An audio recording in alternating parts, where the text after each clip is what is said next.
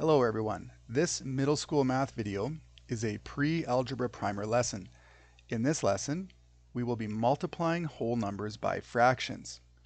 So whether you're solving a simple one-step equation like this or a not so simple multi-step equation like this, you often have a situation where the coefficients are fractions, which means you need to know how to multiply a whole number by a fraction. So let's practice on these examples here. The most important thing to know is that when you multiply a whole number by a fraction, the whole number is multiplying just by the numerator. So we can rewrite this like this: 3 multiplied by 25 all over 5. Now, what we do not want to do is multiply these two numerator factors together. Instead, look for the greatest common factor between this whole number and the denominator. Always simplify first and then multiply. 25 and 5 can both be divided by 5. So 25 divided by 5 is 5, and 5 divided by 5 is 1. So now that we've factored out the greatest common factor, we can multiply our numerator numbers together. So we have 3 times 5, and that would be 15. And then we have this denominator of 1. The simplest form of 15 over 1 is just the integer 15. So let's have a look at this next example. Again, that 36 is only multiplying by the 7. So we can rewrite it like this: 7 times 36 all over 9. At this stage here, we do not multiply these numerators. Instead, we want to factor out the greatest common factor first. 36 and 9 can both be divided by 9. 36 divided by 9 is 4, and 9 divided by 9 is 1. Now we go ahead and multiply those numbers in the numerator. So we have 7 times 4, which is 28. Again, this is over 1, and the simplest form is just 28. Now, sometimes we get situations where we multiply a fraction by a whole number and we don't get an integer. And so in these next two examples, we'll see what happens there. Still, we're multiplying this 15 just by the 5. And so we can rewrite it like this: 5 times 15 all over 6. And then we're going to factor out the greatest common factor.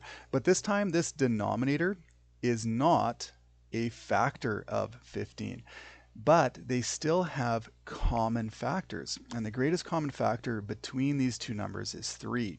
So we would factor a 3 out of both of those numbers first.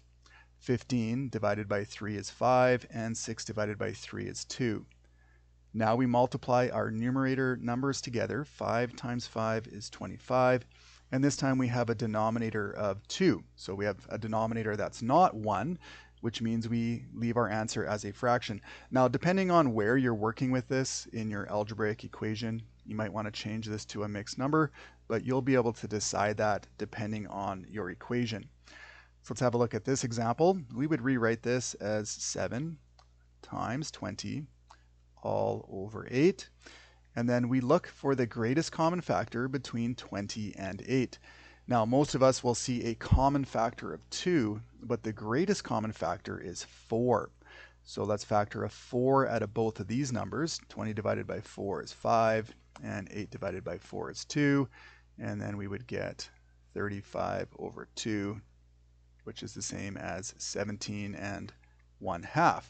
Now, often we see situations where we have the fraction in front of the whole number, but sometimes we have it the other way around with the whole number in front of the fraction.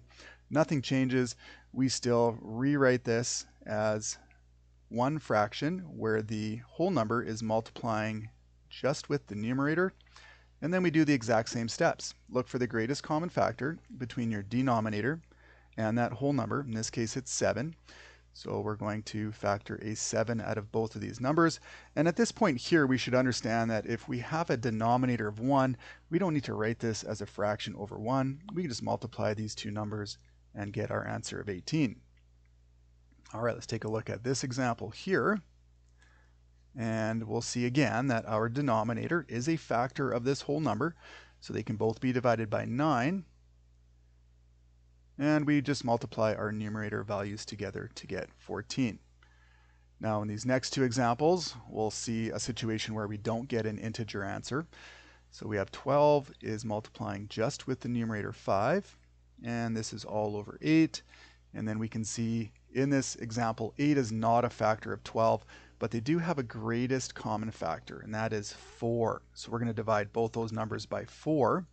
12 divided by 4 is 3, and 8 divided by 4 is 2. And then once again, we just multiply those numerator numbers together, and we have a denominator of 2, which means we leave our answer like this, or depending on where we're working with it in our equation, maybe we want to change that to a proper mixed number. Now, what a lot of students eventually realize is that we're only looking for common factors between the denominator and the whole number. So if you're starting to feel pretty comfortable with this whole process, you can skip this step here, and you can do it all in the original question. It would look like this. I know I can factor a common factor between 4 and 22, and that greatest common factor is a 2. So 22 divided by 2 is 11, and 4 divided by 2 is 2. And then I can go ahead and multiply the 11 times the 3 to get 33, and I have a denominator of 2. And so if you feel comfortable doing it that way, go ahead and do it that way. I think long term it's probably best that you understand both of these methods. So that's the end of this video. If you are interested in a worksheet that goes with this lesson, there is a download link in the description.